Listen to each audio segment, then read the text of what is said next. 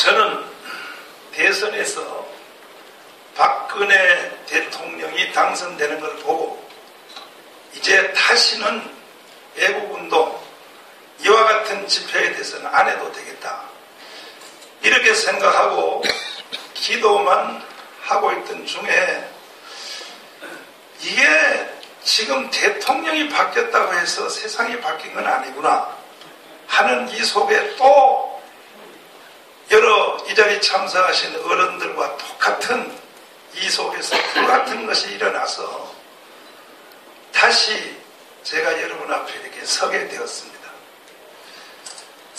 주로 목사님들이 교회에서 설교하는 설교 내용 중에 이런 얘기가 하나 있습니다. 간단한 말씀을 드리고 저는 들어가겠습니다. 개구리에 대한 얘기입니다.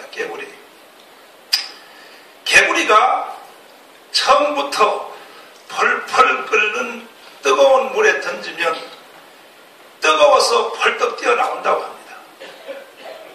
그런데 뜨거운 물에 던지지 말고 냉수에다가 개구리를 넣어놓고 밑에서 서서히 불을 가열시키면 개구리가, 이 표피동물들이 뜨거운 것에 대하여 서서히 적응되어서 뜨거운 것들이 오히려 쾌감으로 느껴져서 아이고 따뜻해, 그 다음에 아이고 따끈따끈하네, 그 다음에는 찜질방이다, 그러다가 뜨거운 것이 쾌감으로 느껴지면서 그 자리에서 쫙 뻗어 죽는다고 합니다.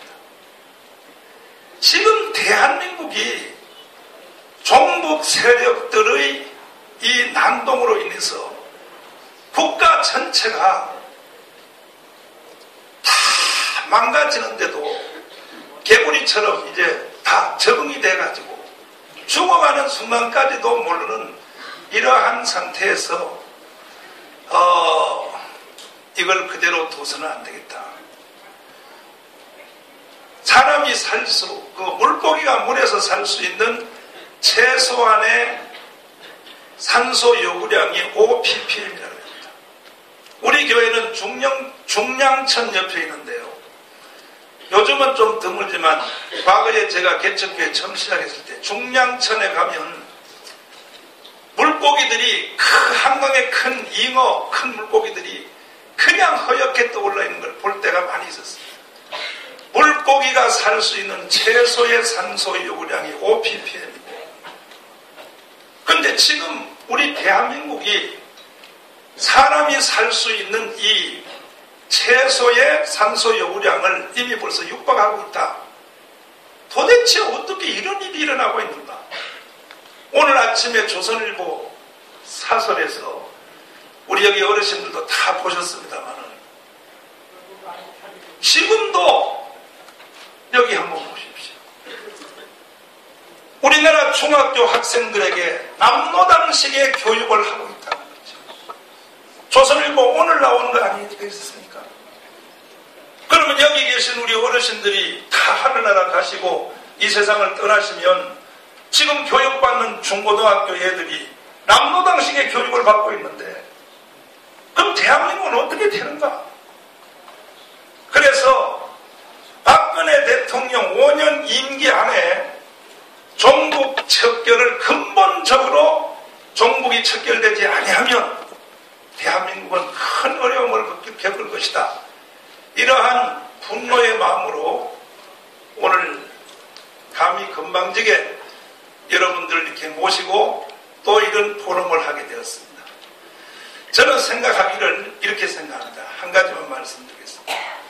각자 우리 우파 단체에서 한 곳에서 분노를 일으키고 또 표출을 하고 해도 이것이 하나로 1천만 명, 1,000만 명이 전체적으로 하나의 공동체를 가지고 종북 척결을 하는데 하루에 문자 메시지 핸드폰으로 하루에 한 통씩의 메시지를 공유하는, 매일같이 메시지를 받는 사람 우파진지 1,000만 명을 한번 결속을 하자. 그래야 종북이 끝날 것이다. 저는 그런 생각을 하게 됐습니다. 오늘 앞으로 나오셔서 감사합니다. 사실 지금 종북의 척결되기를 원하시는 분들이 개별적으로는 1000만 명이 넘는단 말이에요. 그리고 개별적으로는 1000만 명이 넘어도 그것이 구슬이 깨어지지 아니하니까 이 거짓말쟁이 사기꾼들, 이 종북주의자들이 이게 난리를 치고 있습니다. 여러 어르신들의 지혜를 잘 모아서 우리 1000만 명 한번 하루에 한 통씩 문자 메시지를 매일 공유하는 1000만 명의 우리 다 하나의 연대의식을 가진 자들이 일어나서 그러면 대한민국을 저는 분명히 바로 세울 줄 믿습니다. 이 시간 이후로 많은 분들의 좋은 아이디어와 생각들을 말씀해 주시면 감사를 드리겠습니다. 감사합니다.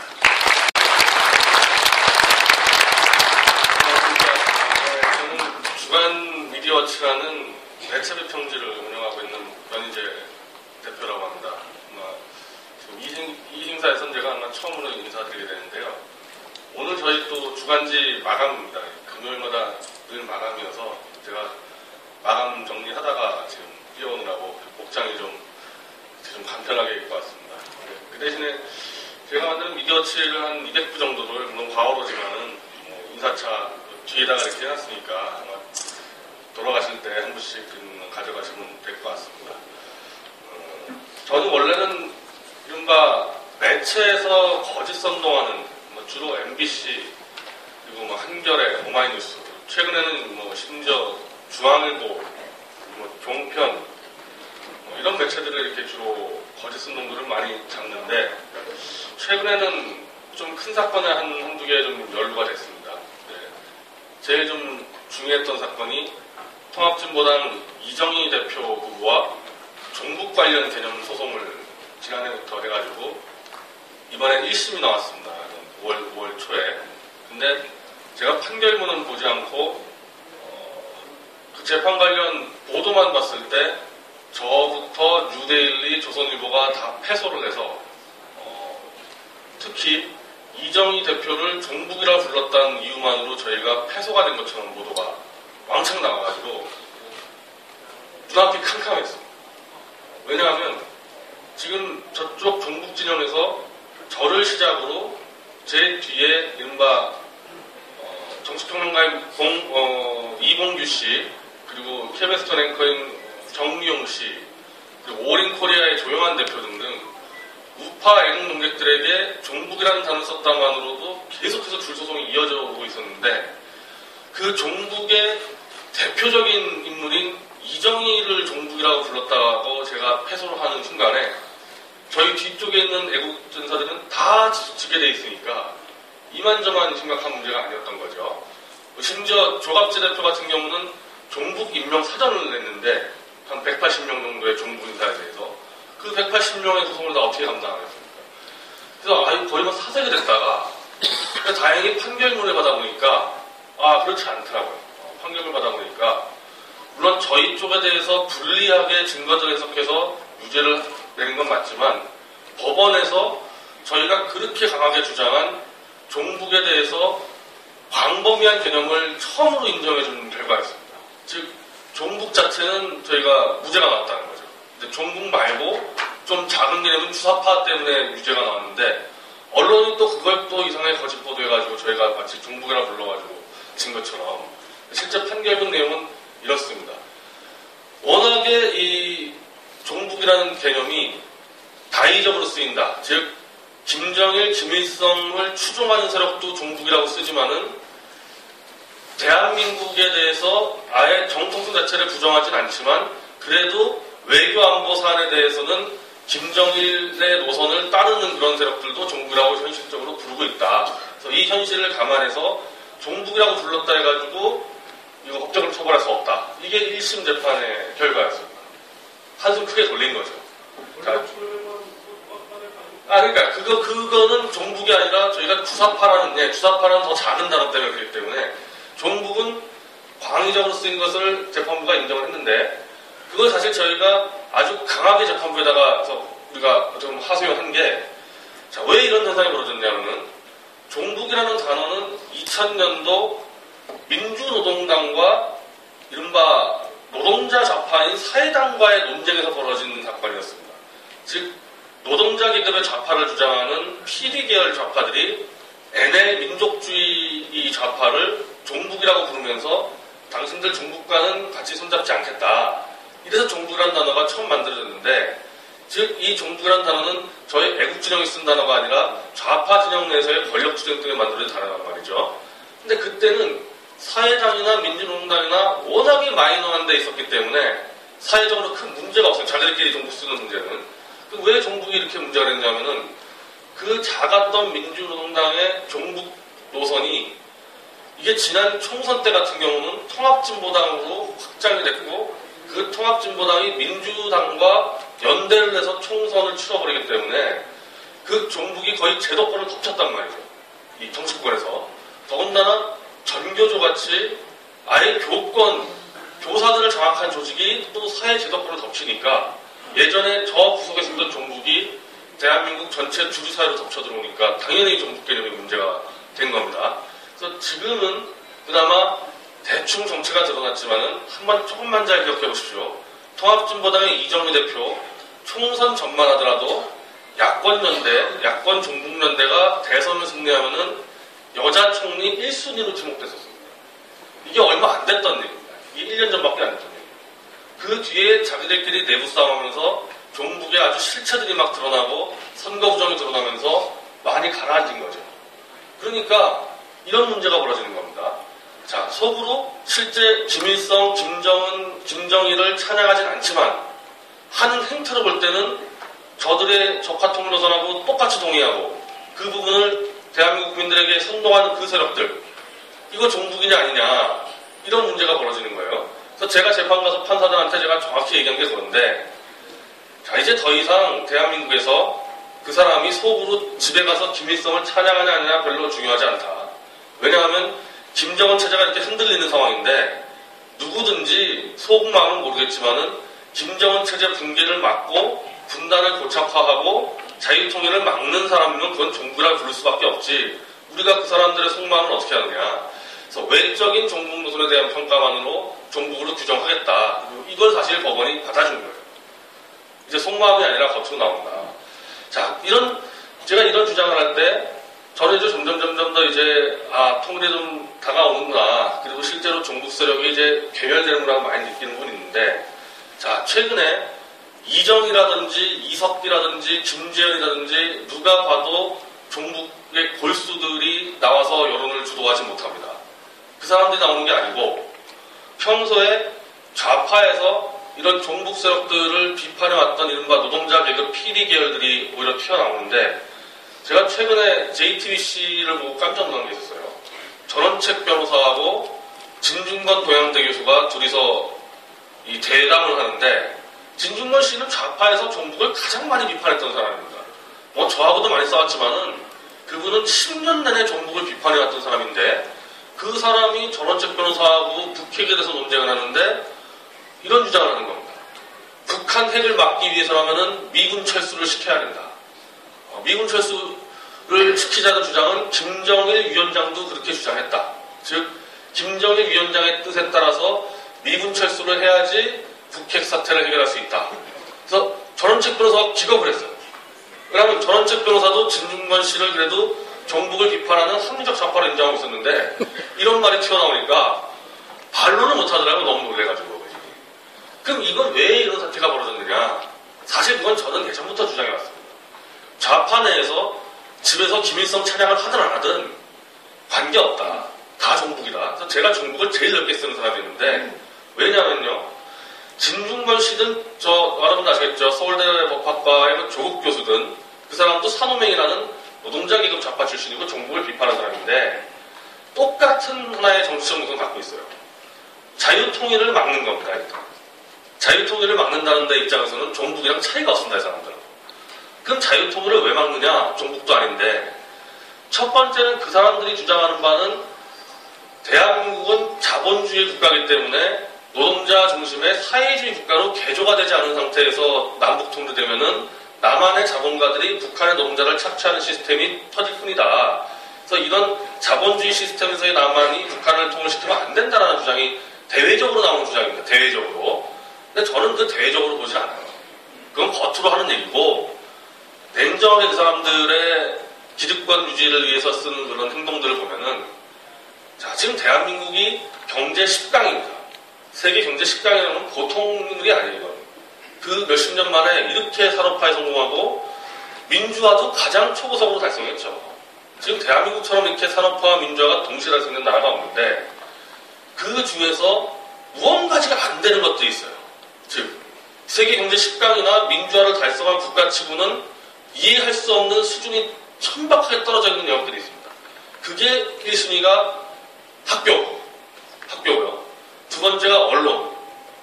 이 두 부류는 거의 제가 그냥 순위를 매기만 100이 바깥에 있는 정도의 천박한 수준으로 되어 있습니다.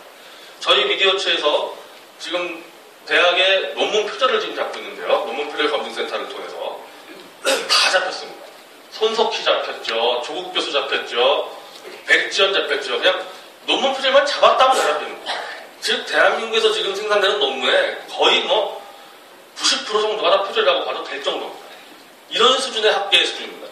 저렇게 학자들이 공부 안 하고 정치권에 왔다 갔다 하고 이 폴리패스 역할하고 왜 이렇게 가능하겠습니까?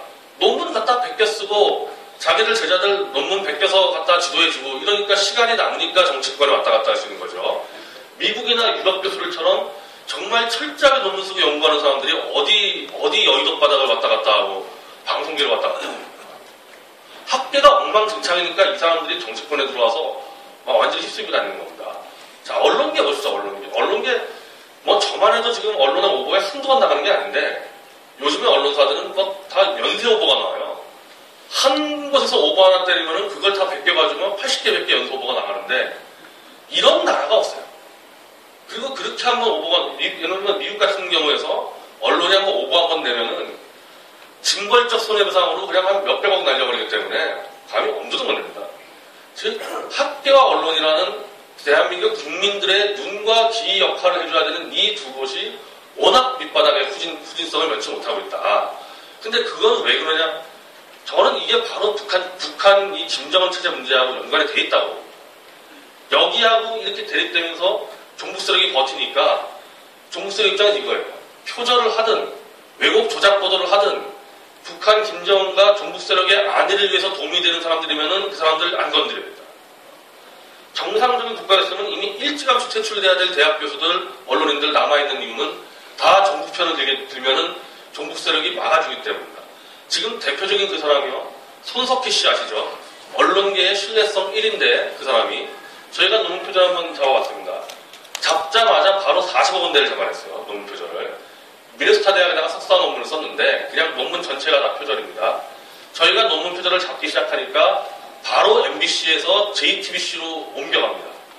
자, JTBC로 옮겨가면 JTBC가 돈을 많이 줘가지고 지금 손석희 씨를 스카우트했는데 JTBC에서 손석희 씨를 보호해주고 있어요.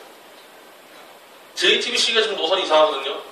조선중앙동아는 이상하게 갑니다. 특히 동아조선하고. 자, 손석희 논문 표절을 지금 JTBC가 보호해주고 있습니다. 어떤 언론사의 보도부문 사장이 언론사 보도부문 사장은 전 사회를 비판하는 직업인데 자기 논문 표절 걸린 거를 도망쳐서 그 언론사에 들어가서 언론사가 보호해줍니까? 이런 자체가 굉장히 후진적인 문제입니다. 즉, 종북 세력에 도움만 되면 무슨 파렴치한 범죄를 저질러도 다 보호해주는 이 시스템. 이게 지금 대한민국 대학과 언론을 불평되게 하는데 만약에 통일돼 보십시오. 만약 당장 김정은 체제가 무너져가지고 통일된다? 뭐부터 들어가겠어요? 물론 당연히 북한에다 자유주의, 시장주의 보급하겠죠. 근데 그 과정에서 북한 김정은 체제에 기생해가지고 종북 세력의 보호를 받고 있는 후진적인 대학 교수, 언론사들 다 무너집니다. 다 무너지고 가장 급격하게 후진성에서 선진화로 돼야 될 것도 대학과 학교, 고등학교와 정규조가 장악한 고등학교와 언론이거든요. 그러면 이 세력들은 종북과 뭔가 관계없이 목숨 걸고 통일을 반대하게 되어 있습니다. 지금은 이미 이정희 세력이 종북의 실체가 너무 많이 드러나서 함부로 못 나섰는데 그 이정희 세력과 대립각을 세웠던 이른바 PD 계열 그 운동권들이 전면에 서가지고 통일을 반대한다. 대놓고 반대합니다. 대놓고 반대. 자, 제가 MBC 백분 토론 나갔습니다. 이번 주에. 백분 토론 나가서 그건 종북도 아니고요. 광주 5.18에 대해서 제가 김대령 박사라고 역사 전문가예요. 신학 박사고 역사학을 전공한 미국에서 어쨌든 그분이 유네스코에 등록한, 즉 5.18 재단 스스로 유네스코에 자기들이 등록한 70만 건의 광주 관련 자료를 다 분석을 해서 4권짜리 책을 썼습니다. 그게 역사로서의 5.18입니다. 그 책을 제가 읽고 이거는 지금까지 나도 전혀 몰랐던 내용들, 그렇지만은 어디서 들은 내용이 아니고 5.18을 기념하겠다는 그 사람들이 직접 유네스코에 등록한 그 자료에서 그 쓴 책, 대표적으로 광주 지역 그 당시 운동권 총책이었던 윤한봉 씨가 직접 증언하는데 5.18 이전에 이미 3월부터 무기고를 털기 위해서 군사 지도를 구하고 무기고를 다 작사했었다. 이런 주장은 전 몰랐거든요. 새로운 주장들이 나오는 겁니다. 그 주장을 보고 김대령 박사는 5.18을 일단은 광주 사태라는 객관적 용어로 쓰자. 왜? 다시 재평가해야 되니까. 우선 재평가해서 다시 그게 재평가 결과 민주항쟁으로 인정받을 수도 있습니다. 근데 그때까지는 자기는 광주 사태로 쓰겠다. 그건 사태라는 것은 사건을 좀 크게 보는 객관적인 단어예요. 나쁜 것도 아니고 좋은 것도 아니고 광주에서 무슨 일이 벌어졌다고 아닙니까? 제가 그래서 방송에서 저도 광주 사태라고 규정을 했습니다. 나도 재평가에 동의한다. 한번 검토해봐야겠다. 그거 가지고 지금 언론이 한 2, 3일 동안 저를 극우로 몰고 있는데 광주 사태를 재평가하겠다가 극우주의로 몰릴 정도가 있습니다. 언론에 대해 가지고. 정상적인 그 문법이 아니고 만약에 저한테 1대1 논쟁하게 들어가면 저 아무도 저한테 은행 못할 텐데 뒤에서 공격을 하는 거죠. 근데 저는 좀 사실은 굉장히 낙관적이고 긍정적인 생각이 변하는데 제가 많이 이제 최일선에서 한번 토론도 붙어보고 하면은 지금 종북 세력들이 논전에서 참여 못해요. 1대1로 논전 들어오지 못하고 뒤에서 조직을 동원하고 언론을 동원해서 뒤에서 공격만 하지 면전에서 정정당당히 논쟁을 못할 정도로 논리에 밀려 있습니다. 그리고 김정은에서 김정은 체제로 넘어가면서 김정일 때까지만 하더라도 종북 세력들이 그래도 김정은이 합리적이고 한번 믿어보자고 주장을 했었는데 지금 김정은이 들어오니까 30살 애기한테 믿어보자는 말을 못합니다. 스스로 부끄러운 거예요. 김정은이 들어오니까. 그리고 더 고무적인 현상은 이명박 정권 때 그렇게 정권을 공격하고 이른바 대한민국 기득권 세력을 공격했던 20대, 30대의 변화 흐름이 강하게 나타나고 있습니다. 그거 왜 그러냐? 김정은 때문이라고 보고 있습니다. 김정은 때문에. 그러니까 대한민국 젊은 세대들이 사실은 어떻게 보면 좀 귀향이 컸죠. 귀향이 크다 보니까 잘못된 거 잘 못 참고 좀 기득권스러운 행태를 잘 못 참는 거거든요. 그래서 이명박 정권 때 뭐 고소영이 뭐고 다 비판을 해왔는데 그 비판하는 논리와 거의 똑같이 김정은을 비판하고 있습니다. 김정은 저건 뭐냐? 재벌 3세 4세가 비판했는데 김정은 저건 뭐냐 했을 때 종북 세력들의 시니어들은 김정은을 우리가 돌봐줘야 된다, 김정은을 아껴줘야 된다 이런 얘기하니까 젊은 세대들이 당연히 이탈하게 됩니다. 당연히 이탈하게 됩니다. 그래서 그 새로운 20대, 30대 김정은 체제의 불합리성을 참지 못하고 저걸 때려 부숴가지고 빨리 자유통일 달성하겠다는 새로운 20, 30대가 출몰한 사이트가 일간 베스트라는 사이트입니다. 이게 현재 인터넷에서 거의 포탈 빼고는 막강한 영향력을 지금 거의 발휘하고 있는데 우파 진영에서 20, 30대가 이렇게 뭉쳐가지고 여론을 주도하는 전례가 없었죠. 그건 바로 김정은 체제의 모순점을 대한민국 젊은이들이 정확히 보고 있다는 겁니다. 그리고 현재 20, 30대의 어떻게 보면 좀 불우한 현실, 분명히 청년 취업난 좀 문제 있고 30대 취업률 굉장히 낮은 거 분명히 있습니다. 이 부분 대해서 김정은 저 체제만 무너뜨리면은 저 북한의 SOC 투자부터 대한민국 경제가 국방으로 올라가거든요. 청년 일자리 공무원이 순식간에 해결될 수가 있습니다. 그런 부분들을 지금 대한민국 젊은이들이 알고 있는 겁니다. 알고 있는 거예요. 이제 더 이상 저런 김정은에게 억눌려서 우리가 남한에서 뒤죽박죽 살지 않겠다. 뻗어나가겠다. 기상을. 그래서 아주 고무적인 현상들이 올해부터 벌어지고 있습니다. 그래서 아마 오늘도 참 여러분 걱정하시는 마음으로 많이 나오셨을 텐데요. 지금 표면적인 현상이 굉장히 안 좋은 거는 저는 종북 좌익들이 마지막 최후의 발악을 하고 있기 때문에 합니다. 마지막 최후의 발악으로 모든 에너지를 쏟고 있기 때문에 막강해 보이지만 그 밑에 바닥은 이미 무너지고 있습니다. 특히 20, 30대가 다 무너지고 있습니다. 저희 같은 요즘에 청년단체를 행사하면은 100명, 200명, 500명이 오는데요. 좌파는 청년단체 행사를 하지를 못하고 있어요. 하지를. 대학가에서 이정미 대표 강연하려다가 다 쫓겨납니다. 누가 쫓아내냐? 대학 총장이 쫓아내는 게 아니고 그 대학의 젊은 애국적인 청년들이 다 쫓아내고 있습니다. 전혀 지금 예전에 없었던 현상들이 벌어지고 있습니다. 그래서 오늘 이 자리도 어떻게 보면은 종북 척결을 넘어서 자유통일 이후까지도 우리가 고민할 수 있는 보다 진취적이고 자신감 있는 행사가 됐으면 좋겠습니다. 제 말씀 여기서 마치겠습니다.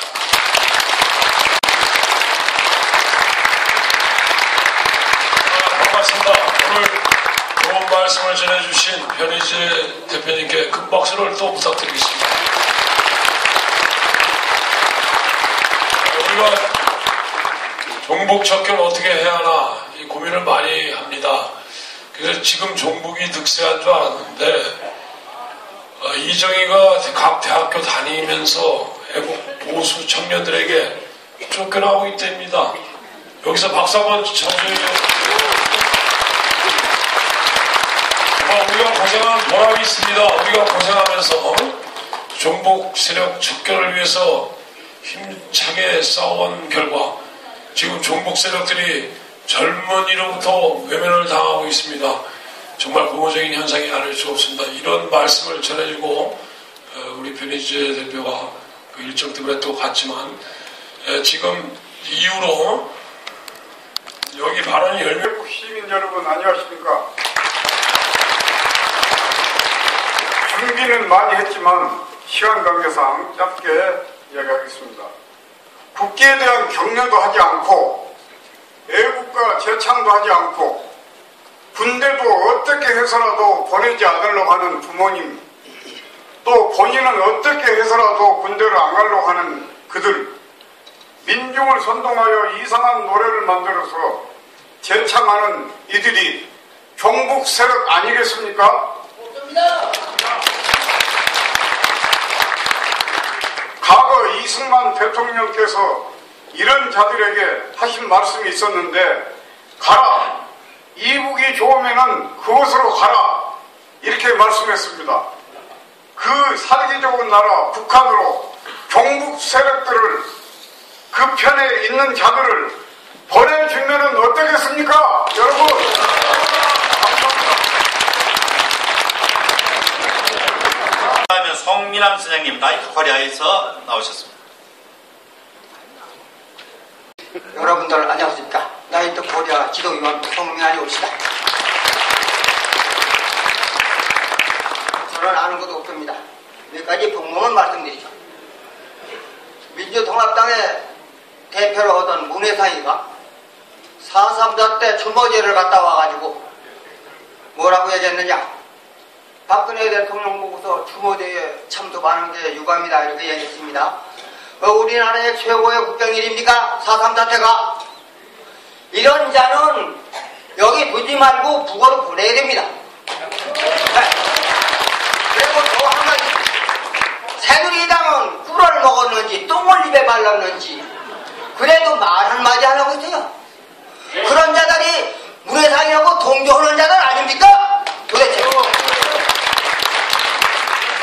4.3 사태는 이승만 박사가 나나고 쇠고가 흘러나고 인민해방군 사령관 김날삼이하고 부사령관 이덕구가, 한국에는 박헌영이가 있었고, 경찰 가족을 할아버지하고 손자하고 3일을 묻고 경찰 부인이 임신하고 배달려 죽이고 하는 이런 잔인한 인간들이 맹기는데 60년 간첩에 종자가 대통령이 돼가지고 거기 성지 매기를 와가지고 군부통이들 내키워서 위원장으로 매기려가지고 성지 매기려는 거는 노무현이가 가서 말치단 자식 노무현이가 가서 매기렸습니다. 그거 성지 매기려는 거. 이런데도 불구하고 거기 추모제에 대한민국 대통령이 이거 왜 갑니까? 인민공화국 조선인민공화국 대통령이면 가죠. 그걸 보내고 다음에 한 가지 또 한신대 철학교수 윤평중 교수가 뭐라고 얘기했냐면은 5.18에 북괴군이 참석했다는 6월 비하다 얘기를 했습니다. 하루에 30명씩 20일간 내려보내가지고서 600명이 넘어와가지고 우리나라의 김일성한테 최고 남한 공산당 종사령관으로 지정받은 제갈대중이가 감춰놨다가 목이고 두 개 습격해가지고 일으킨 일인데, 그러면서 걔들이 뭔 짓을 했느냐 하면은 대학생으로 보이는 여대생을 갖다가 위박을 자르는 바람에 광주 시민들이 눈이 뒤집어지게 맹기려서 일어난 저건데, 전두환 대통령이 아니 특전사 사령관 쪽에 지략한 사람만 사진만 하고 지랄하고 주모자들 여기 내 이름 다 적어가지고 있습니다. 김일성이, 김대중이, 문익환이, 윤기권이, 서정문이 이놈들이 주모자인데 왜 자꾸 전두환이만 자꾸 나고 얘들이야. 이 도둑놈의 새끼들. 이건 완전히 대구 4.3 때 사건에 해세운 비도 즉 파뒤집어서 없애야 되고, 광주의 문제도 애목에 죽은 광주 시민들은 유공자 대접을 하되 거기 임자 없는 시신을 반드시 파서 없애야 되고, 윤평중 교수는 분명히 알아라. 거기 임자 없는 시신은 북괴군이 참석을 안 했다면은 어디서 너 자식인지 어디서 갔다가 거기서 묻어있는지 분명히 국민한테 밝히고, 만약 못 밝히면은 우리가 인분을 가지고서 식사로 대접을 쫓아가서 집을 찾아가서 대접을 할 겁니다. 그리고 또 한 가지, 박근혜 대통령을 걸어서 조평통의 이름으로 북괴 괴뢰가 가진 비방을 하면서 박정희 대통령 시해 사건까지 떠들면서 짓거리는데 새누리당은 어디 갔는지 말 한마디가 없습니다. 도둑질하고 부자들이 개를 놨는데 짓지 않으면 그 개는 보신다집에 보내야 됩니다. 새누리당이 근본적으로 우리사이가 그렇게 대통령을 망발을 하고 제4.3 때 추모시 안 온 게 유감이라고 떠들어도 꿀먹은 벙어리. 이번에 박근혜 대통령 비방하는데 차라리 민주당 대표 김한길 씨는 너무 과격한 말이라고 한마디 했는데, 한 새누리당의 대표는 그저께 내가 보니까 5.18 날조는 그만해야 된다고. 어느 게 날조고 어느 게 질반입니까 도대체. 그런 사람들은 그 자리에 앉아서 안 됩니다. 새누리당을 해체해가지고 김정일이 고스게이를 보내야 됩니다. 김정일이 고스게이가 뭐예요? 옛날에 파출소에 주재소에 소사가 고스게이입니다. 김정일이한테로 고스게이 노릇으로 보내야지 안 됩니다. 더 이상 시간이 짧기 때문에 이것도 끝입니다. 감사합니다. 다음은 강홍국 선생님입니다. 직장인이고 애국 보수 진영에서 나오셨습니다. 저는 보수는 부패로 망하고 진보는 분열로 망한다고 배웠습니다. 하지만 어느 날 진보를 사칭하며 대한민국을 좀먹는 이 벌레 같은 종북 좌파 세력은 결코 분열로 망하지 않았습니다. 오히려 더욱 단결하여 포털 미디어 권력을 독점하고 국민 선전운동에 모든 노력을 기울이고 있습니다. 존경하는 우리 애국 선생님 여러분, 저는 이 자리에서 이 말을 하고 싶습니다. 자유민주주의 대한민국은 종북 좌파들에 의해 세워진 나라가 아닙니다. 바로 우리가 주인입니다. 주인이 주인 역할을 못하면 주인이 아니며 오히려 강도와 기생충 같은 무리들이 날뛰고 주인 행세를 대신하는 것입니다. 며칠 전 신문에서 영화 화려한 휴가가 각계각층에서 많은 투자를 받았던 반면 지금 제작되고 있는 영화 윤평해전은 투자회사나 기업들로부터 철저히 외면을 당해서 악전고투하며 눈물의 영화를 만들고 있다는 소식을 들었습니다. 이게 과연 누구 때문입니까? 우리 대한민국이 엄청난 북한의 핵무기 공갈에 속수무책으로 당하고 있는 건 또 누구 때문입니까? 우리 대한민국이 우리 조상들이 피땀 흘려 지키는 이 대한민국을 동북아에서 가장 만만하고 먹음직스러운 먹잇감 국가로 만든 건 누가 국론을 분열시켜서 만든 겁니까? 저는 그 이유가 바로 종북 좌파 때문이라고 생각하는데 어르신분들은 어떻게 생각하십니까? 네, 존경하는 외국 어르신분들 그리고 선생님 여러분, 저는 초강대국 대한민국을 꿈꾸고 있습니다. 우리 모두는 자손들에게 물려줄 위대한 대한민국을 꿈꾸고 있습니다. 우리가 이 세상에서 가지고 있는 가장 소중한 것은 바로 우리 자유 대한민국 아닙니까? 이 나라를 위해서, 그리고 우리 민족의 행복과 안녕을 위해서 저희 젊은이들은 종북 좌파 기생충들과 끝까지 싸울 것입니다. 절대 흔들리지 않을 것입니다. 절대 지치지 않습니다. 절대 용기를 잃지 않을 것이고 의지를 잃는 일은 없을 것입니다. 저는 정말 자랑스럽습니다. 대한민국 애국 인사님들의 이런 나라 사랑과 단결력은 그 어느 것보다도 확고하고 위대하기 때문입니다. 우리 대한민국에 대한 우리의 신념은 절대 흔들리지 않습니다. 종북 좌파를 없애려는 우리의 의지는 너무나 확고합니다. 그리고 우리의 의지와 신념이 결합한다면 하늘도 우리의 노력에 감동하지 않을 수 없을 것입니다. 마지막으로 이 종북 좌파 추종하는 그 빨갱이 사상 경문이 있는데 제가 그것을 우리 애국 보수식으로 통째로 바꿔보았습니다. 그리고 바뀌어야 합니다.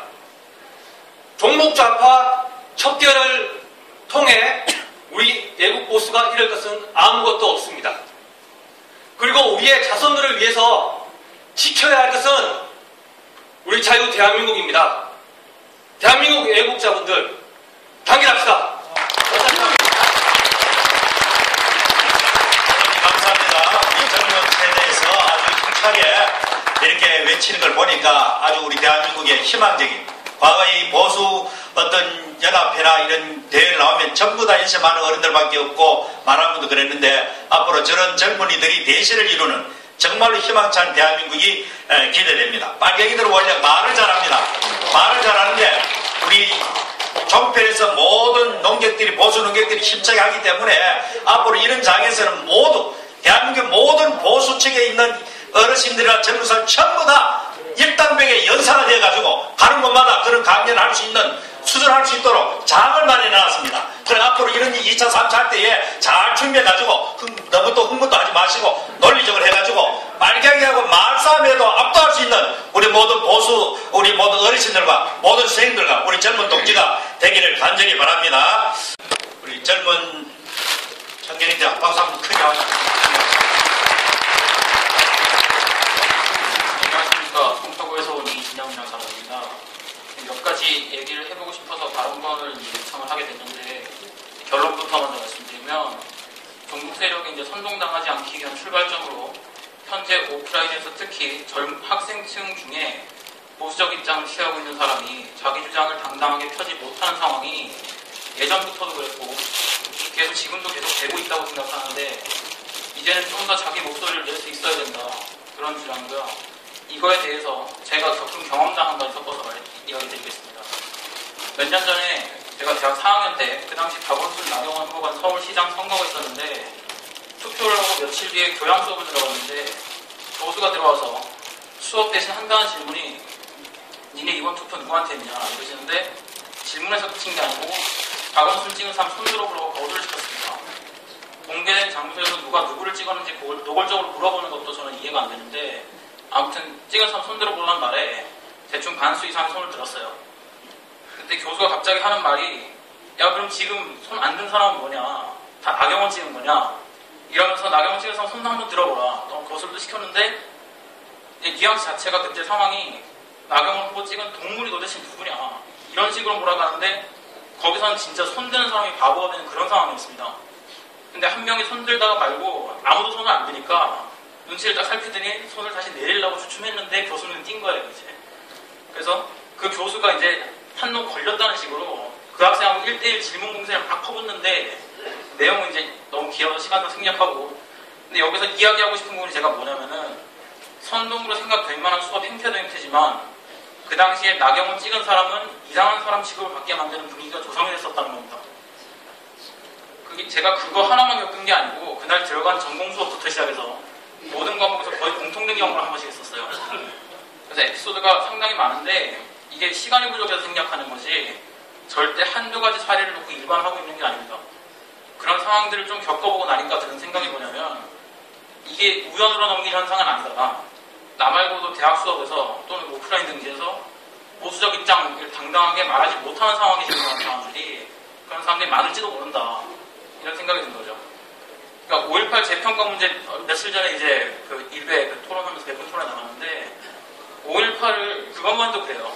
5.18 5.18을 폭동이나 사태라고 주장하는 사람이 있다는 이유로 집단적으로 왕따를 시켜버리는 거는, 이거는 개인적으로 아까 말씀드린 제 개인 에피소드하고 맥락을 같이 해서 보수적 스탠스 취하는 사람들이 자기 주장 펼치면 사방 팔방에서 물어뜯는 분위기가 지금 실제 하고 있는 거고, 또 이렇게 물어뜯는 무리 중에는 종북 좌파가 분명히 없다고 보장할 수는 없는 겁니다. 그래서 이런 상황에 대해서 이제는 문제인식하고 젊은 층도 물어뜯길 때 뜯기더라도 일반인 중에 보수적 마인드 가진 사람들도 당당하게 현실에서 자기 목소리 내고 다닐 수 있어야 된다라는 말씀 드립니다.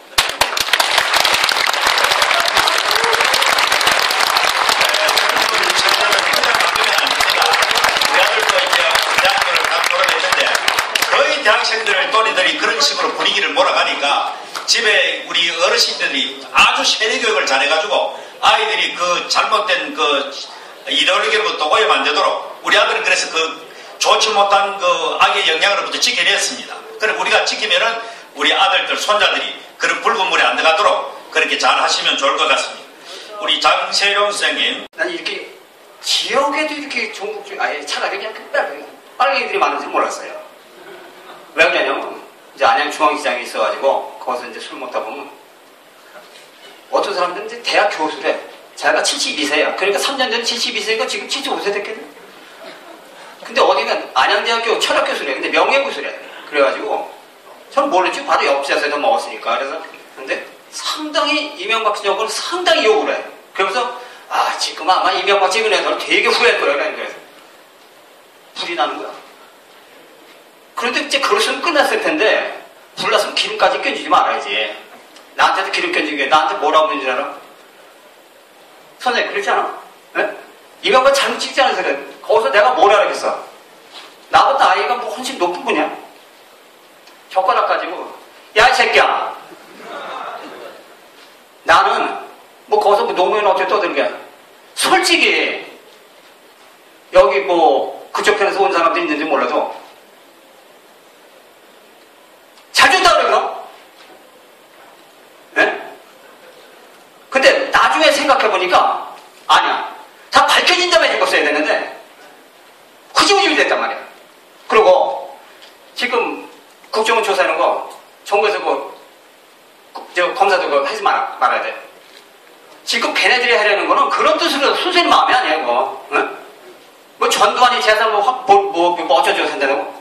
지금 노무현한테 그건 뭐야 그래. 의심 가는 거 갖고는 말을 안 해.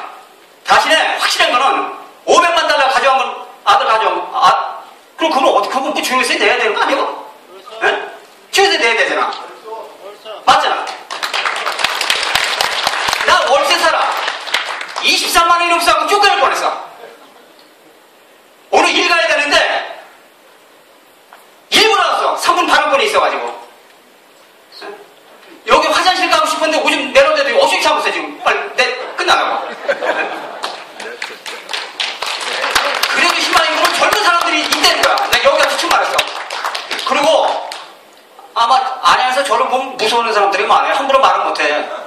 나 이제 죽이려고 되기가 내가 어차피 우리 연세 드신 분들 죽음 두려워하지 말아요. 나라가 없으면요 우리 후손도 다 죽어버려. 절대 북한은 안 돼. 북한은 안 된단 말이야. 물론 제가 외할아버지 뭐 영향 받았다고 하는데 뭐 외할아버지가 뭐 세계 고생 많이 했어요. 북한이 주소라서 워낙 돈 많이 벌으신 분들인데 지금 이렇게 내가 가난하게 하지만 어쨌든 북한은 아니란 말이야. 그걸 아는데도 말대로 못하고 있어. 어디 가서 만나도 지하철에서 만나도 나 지하철 타고 가다 많이 싸워요. 가끔가다. 시뻘거 한 번 주지 두 번 주냐? 대신에 이건 있단 말이야. 분명히 있어. 북한은 아니라는 건 아는데 난 누가 그러니까 기분 나쁘거나 말거나 뭐 빨개지니까 또 이것들은 또 그래도 그 소리도 듣기 싫은가 봐. 빨개진다고 싫어요. 시뻘건 빨개지가 빨개진 거라. 난 대부분 야 시뻘건 빨개지가 빨개진 거야. 너 나더러 그런 마당 흰둥이라 그러면 될 거 아니야 인마. 나 흰둥이야. 몇 번 그런 일도 있어. 그래 겁을 먹지 말아요. 어차피 얼마 사시겠어. 제 애들이 어려요. 걔네들이 어리지만 않았어도 내가 아마 애들이 없었어도 이렇게까지 이런 게 안 냈을지도 몰라. 미래가 걱정돼 지금 우리나라가. 감사합니다.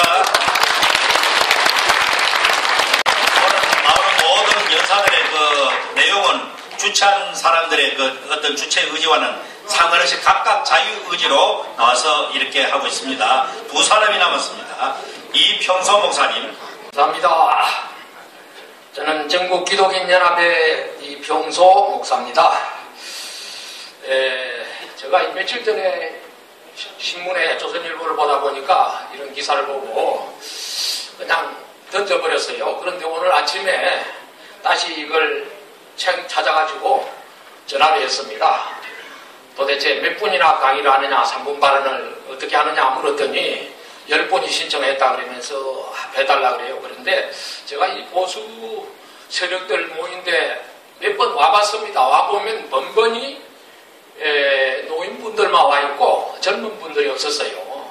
그런데 이 보수 쪽에서 오는 분들이 하나같이 어떤 거 통일된 그런 게 아니고 전부 각각 다른 사람들끼리 모여가지고 안에서 상당히 분위기가 좋지 않은 걸 봤어요. 제가 몇 번 보고 다시는 안 와야지 했습니다. 이 자리까지도 왔었어요. 그런데 오늘은 이변이 생겼어요. 오늘은 이변이 생긴 게 젊은 분들이 그냥 나왔어요. 다행히 희망이 있습니다. 저도 젊습니다. 제가 몇 살 정도 돼 보입니까? 아직까지 30대입니다. 왜 30대냐 제가 묻더라고요. 왜 30대냐 물으면 제가 36년 전에 하나님의 콜링을 받았습니다. 제가 원래 정치학을 했고 정치하기 위해서는 돈이 있어야 되니까 정치 자금 마련하느라고 열심히 돈 벌다가 하나님께 붙들렸습니다. 붙들렸는데 그때 어떤 저에게 계시가 왔냐면 너는 정치로 내 민족 구하려고 하지 말고 내 복음으로 내 민족 구해야 된다. 이 음성을 저에게 들려주셨어요. 저는 이 음성을 너무 정확하게 분명하게 들었습니다. 그게 36년 전입니다. 그래서 저는 그때부터 지금까지 오직 36년 동안 한 길을 걸어오고 있습니다. 그게 뭐냐? 이 민족에 사는 길은 다른 복음으로 이 민족 정신이 바꾸어져야 된다. 우리 국민의 사상이, 생각이 바꾸어지지 않으면은 절대로 이 민족 희망이 없다. 그래서 저는 한국 교회가 살아야 나라가 산다는 그런 책도 썼고 또 많은 그런 활동을 해왔는데 국내에서 한 10년, 해외에서 10년, 국내에서 지금 오랜 세월을 보내면서 나이가 70이 다 됐는데 36이라고 하는 것은 제가 이 일을 끝내기까지는 하나님이 안 데려갈 것 같아요. 이 일을 끝내야 돼요. 끝내야 되는데 분명히 저는 살아생전에 통일된 조국을 우리 후손들에게 물러주는 그 일이 우리에게 남은 사명이라는 겁니다. 저는 말 잘하는 목사 아닙니다. 말 잘하는 목사들 얼마나 많습니다. 저는 행동으로 먼저 옮깁니다. 실천하고 말합니다. 절대 말 먼저 안 합니다. 그래서 저는 일본서 5년, 미국서 4년, 9년을 해외에서 살았지만도 저는 이 조국을 살려야 된다는 그 생각 때문에 지금도 한국에서 살고 있습니다. 앞으로 내가 이 땅에 살아있는 동안에 분명히 이 나라가 통일되는 날이, 복음으로 통일되는 날이 와야 제가 아마 하나님이 데려갈 것 같습니다. 저는 분명히 희망을 가지고 있습니다. 제가 오늘 제안을 합니다. 오늘 이 문제, 종북 척결은 어떻게 해야 되나, 이 문제에 답은 있습니다. 문제가 없는 답은 하나도 없습니다. 그런데 이 문제의 답을 제가 오늘 제시합니다. 그 답은 뭐냐? 오늘 첫째로 우리가 해야 될 답은, 알아야 될 답은 공산주의가 어떠한 사상인가를 먼저 우리가 알아야 됩니다. 공산주의라고 하는 이 이데올로기를 모르기 때문에 오늘 우리 대한민국이 어렵습니다. 공산주의는 거짓에서 시작해서 거짓으로 끝나는 사상입니다. 이거는 악한 영의 세력입니다. 악령의 세력인데 오늘 우리 한국 교회마저도 공산주의가 침투하고 있습니다. 국회 안에도 공산주의가 침투하고 있습니다. 대학교에도 그 어느 곳에 공산주의가 들어가지 않은 곳은 없습니다. 근데 이 공산주의를 알기만 하면 이 공산주의는 폐기처분되고 맙니다. 이미 30년도 넘었습니다. 소련에서 공산주의로 폐기처분되었습니다. 그런데 그건 우리 한국이 지금 주워가지고 그걸 써먹겠다고 하고, 지금 솔직한 말로 저 북한은 공산주의가 아닙니다. 북한 김정일 세력은 주체 사상에 근거한 하나의 사이비 종교입니다. 사이비 종교예요. 맞습니다. 공산주의도 아니고 사이비 종교인데 이 사이비 종교가 오늘 저 북녘땅에 수천만의 동포들을 죽이고 있는데도 그걸 좋다고. 그래서 저는 공산주의에 대해서 많이 알고 있습니다. 왜? 제가 일본에서 공산주의자들하고 실제로 싸운 경력이 있습니다. 60년대, 70년대 초에 10만 명이나 되는 우리 조청 동포들이 북송선 타고 갔습니다. 전부 속아갔습니다. 속아서 어버이 수령이 사는 지상 낙원에 간다고 갔는데 그 10만 명이 가고 나서 지금은 끝났습니다. 그래서 저는 한 가지 더 제안합니다. 지금 우리 한국의 종북 세력, 이 좌파 세력들을 많이 보내지 말고 한 100명만 이북으로 보내야 됩니다. 보내야 됩니다. 먼저 선발대로 보내면 됩니다. 그리고 나면 다시는 이북을 찬양할 사람이 안 생깁니다. 왜 못 보냅니까? 왜 국회가 이런 법을 제정하지 못합니까? 국회에서 법을 정해야 됩니다. 애국법을 정하든지 방공법을 정하든지 무슨 법을 정해라도 보내야 됩니다. 지금 저 국회의원 3사람부터 먼저 보내야 돼요. 예, 그 3사람 먼저 보내고 보낼 사람 많아요. 100명 보내면 그것으로 충분합니다. 그 다음에 또 하나는 뭐냐, 마지막으로 남은 것은 저는 공산주의하고 뭐 인연도 없고 아무런 그런 깊은 그런 없지만은도 하나님께서 저에게 들려주시고 깨우쳐 주시는 것이 이 공산주의라고 하는 것은 이 악한 영의 세력이기 때문에 반드시 우리가 영적 전쟁을 해서 싸워야 됩니다. 오늘 우리 한국교회가 하나 되어야 됩니다. 한국교회가 하나 되어서 공산주의를 싸워야 되는데 우리 한국교회가 쪼가리 나서 지금 이 야단 났습니다. 오늘 우리 한국교회 정신 차려야 됩니다. 한국교회 지도자들이 한마음이 돼서 저 북한 땅을 향해서 오늘 우리가 기도해야 됩니다.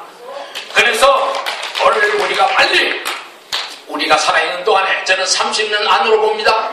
제가 지금 이제 60의 나이는 70이고 영적인 나이는 36인데 이제 앞으로 30년 더 살면 100살입니다.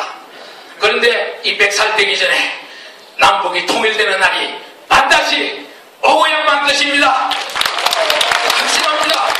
그래서 오늘 이런 자리가 앞으로 우리 한국에 또 자주 있어가지고 이 땅에 자주 있어가지고 우리 한국 통일이 앞당기는 그런 영광이 있기를 바랍니다. 감사합니다. 예, 3분. 예, 충분히 하신 줄 알고 이것으로 오늘 모든 자유연사는 끝내겠습니다.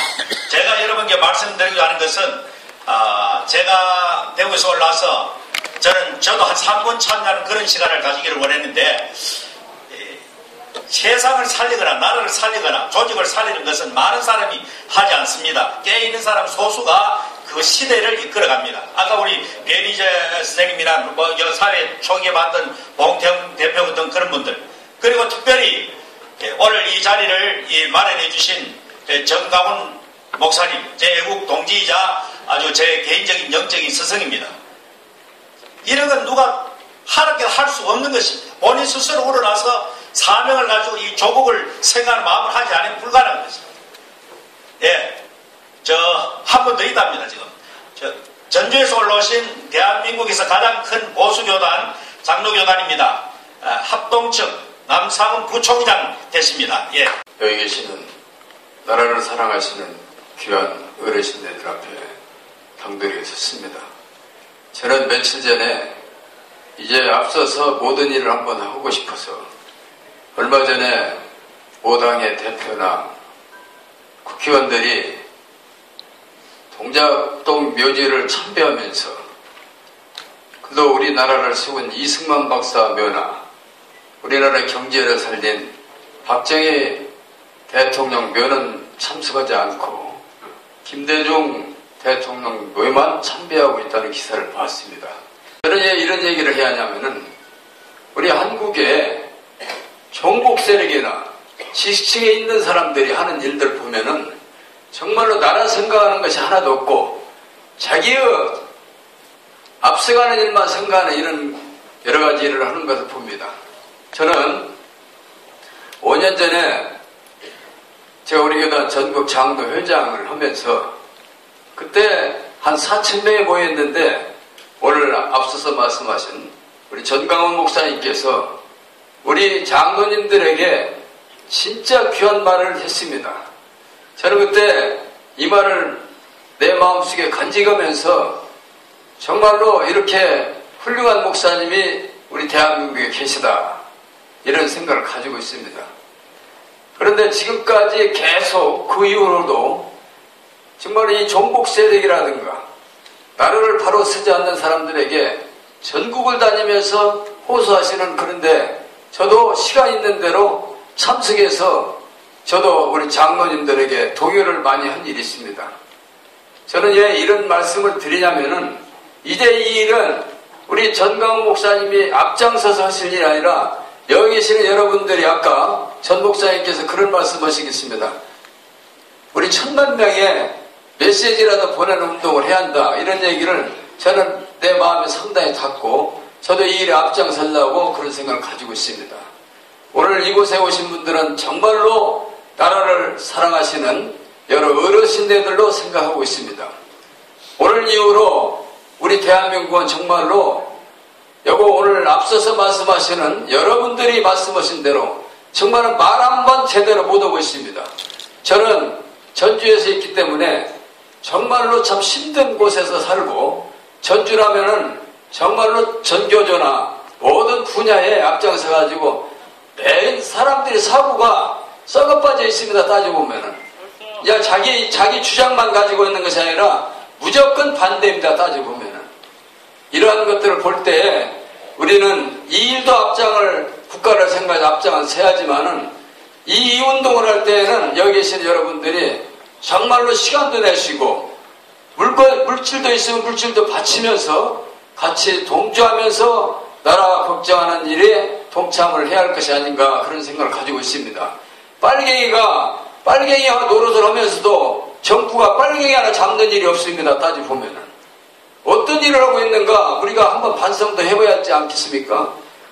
나는 박근혜 정부가 6.15 공동성명을 반려하는 그런 기사를 보면서 야 좀 여자지만 당돌하게 잘하겠다, 이런 생각을 가지고 있는 걸 생각합니다. 이제 국가를 믿어가면서 국가를 더 여러분들이 힘을 주실 것은 여기 계시는 여러분들의 생각이 아니겠습니까? 따지고 보면은 아무쪼록 앞으로 이런 운동이 우리 전강훈 목사님은 목숨 바치시면서, 전강훈 목사님이 법원에 가서 쓸 일이 뭐가 있습니까? 못 키우시면 돼요. 근데 지금 고발이 수백 건이에요. 따져보면은 엊그제도 법원에 가시고 재판도 받으셨다고요. 이것은 재판 받을 일이 뭐 있겠습니까? 따져보면은 정치를 하실 거예요. 이런 운동을 정말 눈물겹게 하시는 목사님을 위해서 한번 박수 한번 쳐주세요.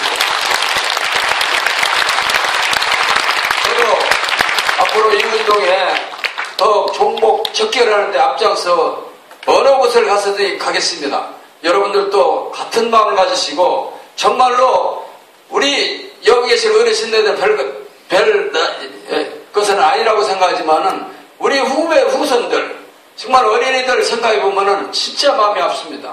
저도 우리 교단의 장로 부총회장으로서 교단에서 얘기하자 보면은 젊은 목사님들로 얘기하면은요 열만 받을 수밖에 없습니다. 말이 안 통해요. 따져보면은요. 지금 사회가 그렇게 믿어지지 않는 그런 사회가 되어 있습니다. 그래 아까 어떤 분이 저 시장에서 참 와가지고 말씀하신 내용 볼 때 그 양반이 얼마나 열이 나면 싸움을 많이 하겠습니까? 입을 벌리합니다. 혼자만 가지지 않고 앞으로 이 운동에 여러분들이 나라 걱정하는 마음으로 참석하시기 때문에 계속 이어갈 수 있도록 수고를 많이 해주시기를 부탁드리겠습니다. 감사합니다. 자, 우리 옆에 좌우에 어르신들끼리 서로 인사 한번 나누겠습니다. 참 잘 오셨습니다. 이렇게 악수합니다. 참 잘 오셨습니다. 또 앞뒤로 한번 하십시다. 당신이 이 시대의 소망입니다.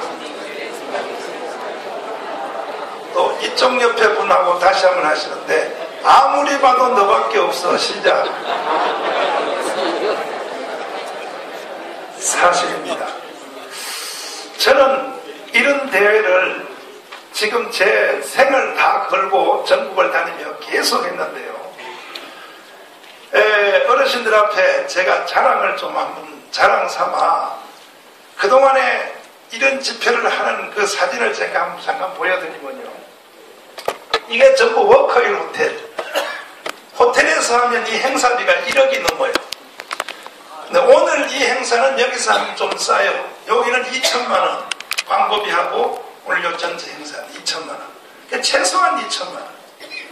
시청 앞에서 대형 집회할 때는 보통 5억이 듭니다. 그 돈이 다 어디서 나왔냐? 어떤 분은 또 저를 막 공격하는 분들은 그래요. 통일교에서 받아서 한다. 뭐 별로 일타합니다. 저는 우리 교인들이 한 3,500명 되는데 성경을 설교하는 것이 절반이고 그 다음에 나라 사랑 설교하는 게 절반입니다. 그러다 보니까 우리 성도들이 다 저처럼 전이가 돼가지고 나라 살리려면 우리 집까지 팔아내겠습니다 해서 그동안 제가 전국에 이 집회하면서 쓴 돈이 100억이 넘습니다.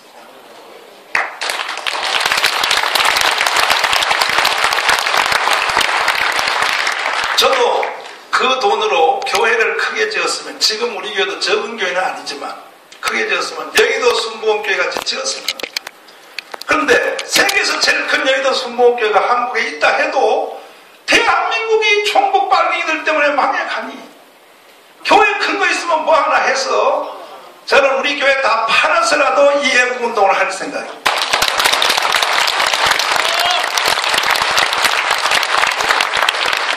쭉 사진들을 한번 그냥 눈으로 지나가면서만 보십시오. 이게 참 한국을 돌면서 계속 불철주야 이 운동을 이제 계속 해왔는데 쭉 한번 이 사진을 보시면서 말씀을 한번 들어주십시오. 제가 새누리당 대표 이혜원 의원이든지 김무성 등등한테 그랬습니다. 내가 이 사진 보여주면서 우리가 일개 목사가 나라 살리기 위해서 교회를 팔아서 이 정도로 해왔으면 이제는 대통령도 박근혜 대통령이 됐으니까 국가에서 책임지고 좀 해다오.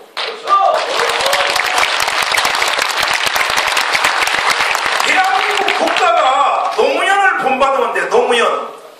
박근혜 대통령은 노무현을 본받으면 돼. 뭐냐? 노무현은요 대통령직을 걸고 자기의 편든 사람들에게 돈 갖다 주고 모든 일을 했단 말이에요. 노무현은. 우리나라 우파 지도자들은 여기 계신 어르신들 저뿐이겠습니까? 저 혼자 이런 일을 했겠습니까? 여기 있는 어르신들 속으로 그럴 거예요. 정광훈 너 혼자 했다고 자랑하지 마. 우리는 더 했어. 그런 분들이 여기 많이 계십니다. 이렇게 눈물겹게 해서 나라를 지금까지 버텨오면 이제는 뭔가 본인들이 좀 정말 제대로 해야 될 텐데 우리가 춥도록 일해놓은 거에 대해서 그 위에 군림해서 살살 눈치만 보고 정교조가 무서워하는 말도 한마디 못해요. 이 우파 정치인들 새누리당 사람들. 그러면 안 되는 거예요. 그러면 안 되는 거야.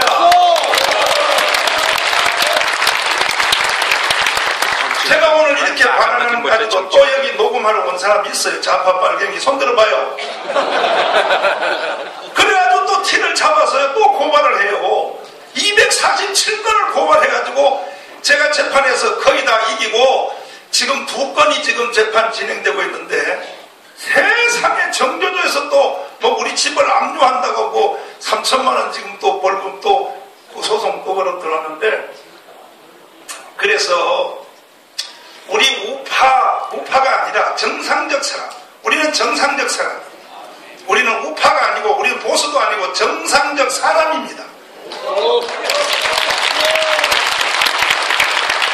빨갱이, 좌파, 진보라고 하는 좋은 이름을 다 뒤집어 쓰고 대한민국을 공산주의로 만들려고 하는 이 종북 세력들은 사람이 아니고 짐승입니다. 짐승.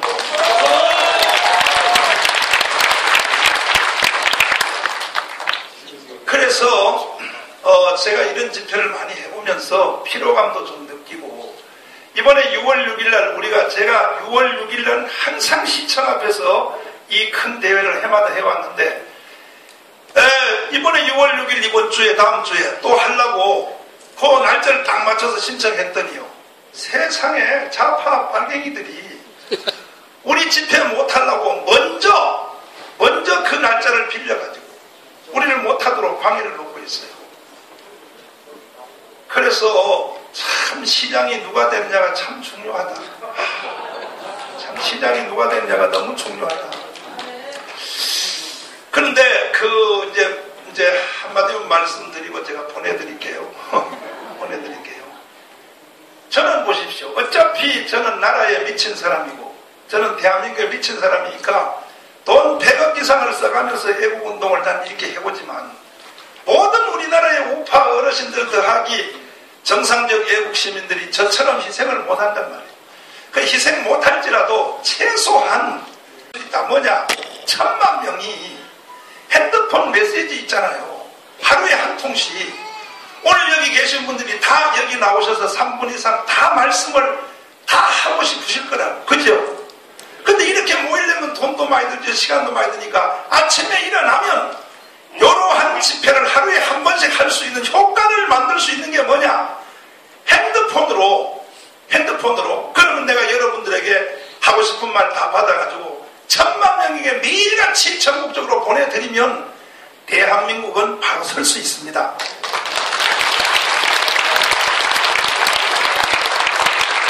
그렇다고 제가 이 조직과 운동에 대장되고 싶은 마음은 없습니다.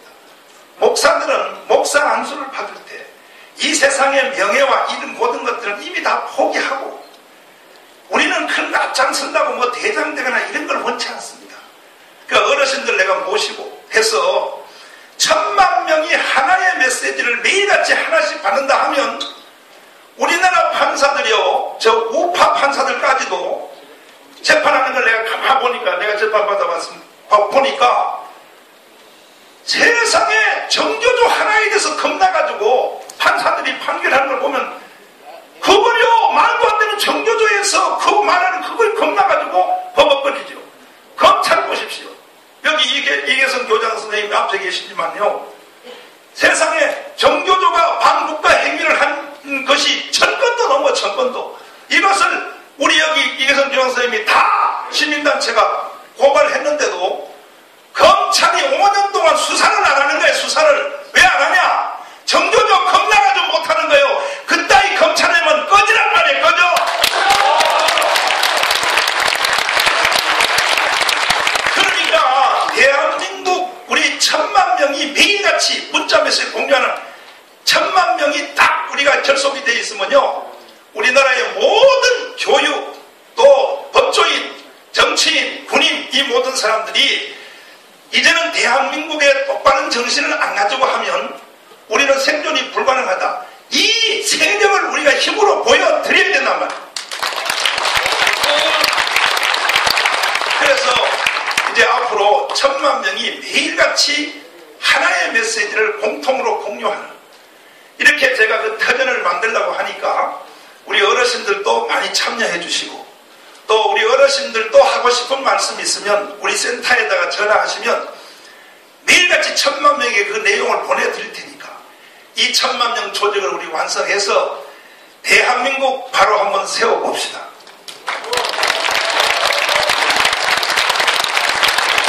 네, 시간이 많이 지났으므로 이 행사를 여기서 마칠까 합니다. 그리고 사실 제가 이명박 대통령을요 영원히 용서 안 하려고 그랬어요.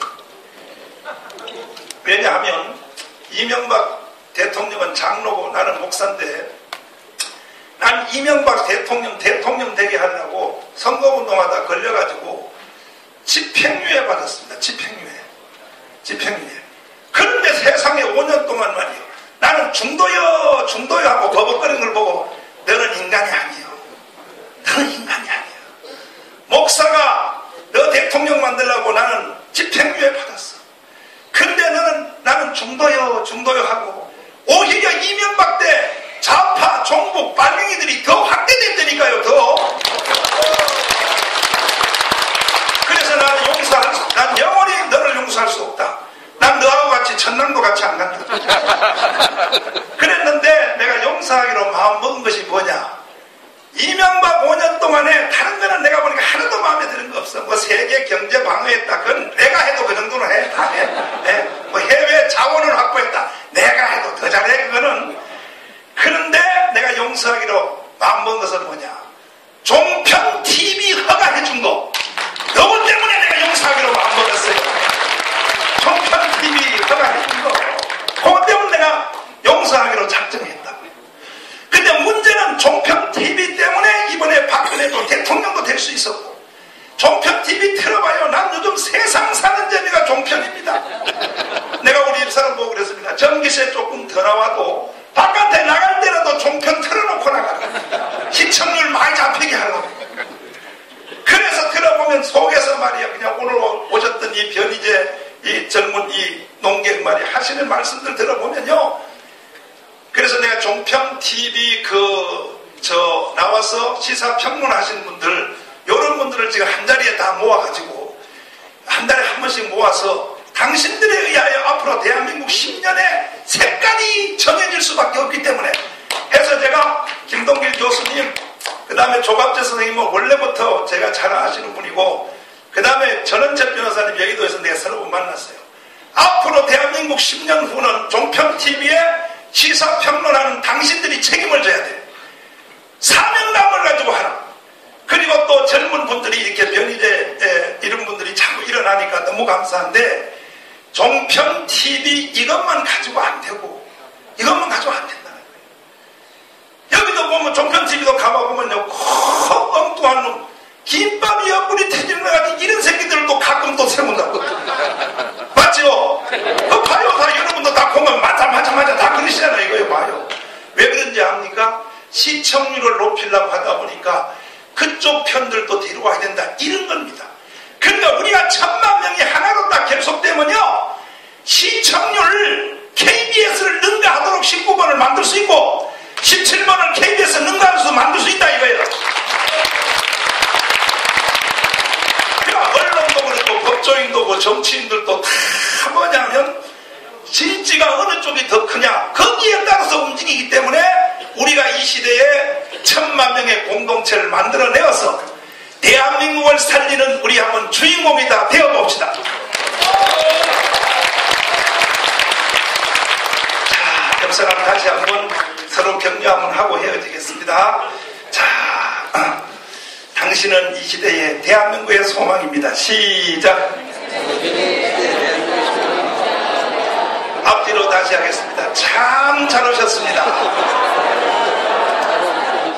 다음에도 집회할 때 우리는 이런 식으로 하려고 합니다. 뭐냐면 일반적으로 좋은 교수님들 모시고 그동안 우리가 했던 조갑재 선생님, 김동일 선생님 이런 분들 모시고 좋은 강의를 우리가 많이 듣는 이런 집회를 계속 해왔거든요. 10년 동안요.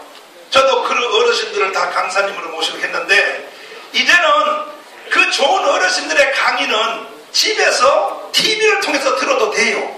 그래서 이번에 오늘 처음입니다. 이제는 어르신들의 강의를 일방적으로 듣는 게 아니고 집에서 강의를 듣고 나와서 여기 나와서 우리 모든 각자가 3분씩 이제는 내 속에 있는 울분을 토해내는 이러한 모임으로 패러다임을 바꾸려고 합니다. 앞으로 계속. 그러니까 여러분 원고 잘 준비하셨다가 다음에 또 이 대회 할 때 나오셔서 누구든지 1분 2분 동안 와서 소리라도 한번 지르고 갈 수 있도록 그렇게 한번 해주시기를 부탁드립니다. 감사합니다. 오늘 모두